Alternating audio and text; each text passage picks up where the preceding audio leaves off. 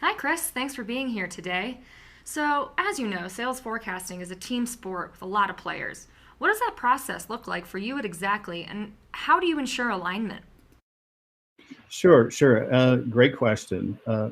What we do is we do a bottoms up type of forecasting. So we do a deal review on each opportunity that we have that generates the forecasts for us. So with my team, we go deal by deal to make sure that there is a clear path of the timeline that we have identified of that opportunity. Uh, we do not only in quarter, but also the next quarter as well. So we want to be very proactive in the opportunities that we are working with. So uh, deal by deal, and then we generate a forecast based on those deal reviews. Awesome. So, what variables are you looking at to ensure your forecast is as accurate as possible at each level? And what pitfalls do you see reps or first year managers often falling into?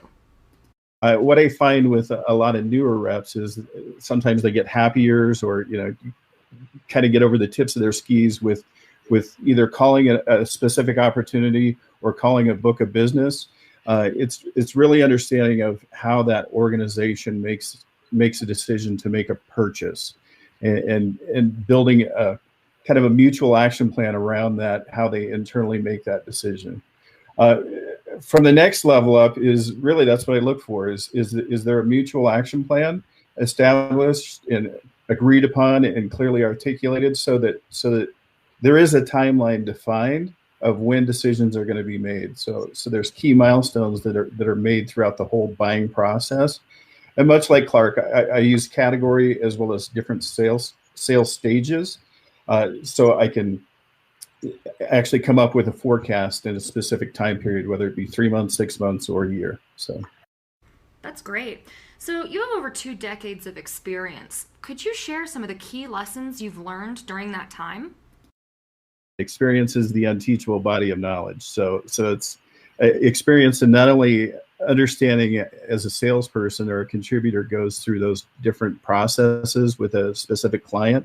It's understanding, what can either go right or go wrong in that deal. And as we do those specific opportunity reviews, it's understanding and game planning around either this is kind of a kind of a trap or a snare, if you will, in slowing up that deal velocity. Or on the other side is, we've had numerous deals that have gone according to plan, but it's really understanding how it can go off rails.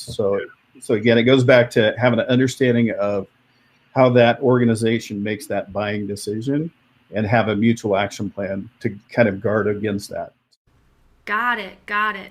Can you share an example of a time where it was really tough to call that forecast, but you were able to really nail it?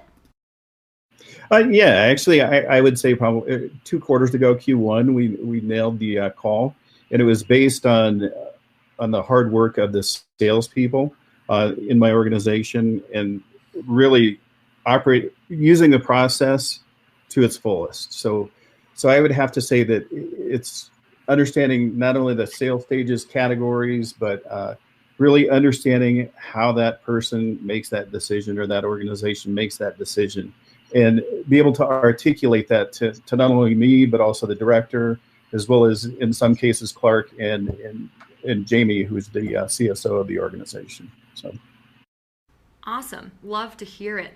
So, you've been using exactly forecasting a little bit. Can you tell us a little bit about your experience using the software?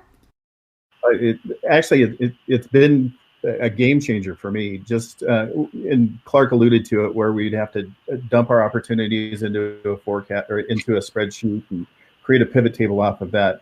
Where using exactly forecasting, I can see the hygiene, not only the hygiene of a specific opportunity, but the entire forecast, or roll up of all of the opportunities. Fantastic. Thanks again for your time today, Chris. If anyone else is out there interested in learning more about exactly forecasting, you can get more details and connect with us at exactlycorp.com. That's exactly with an X.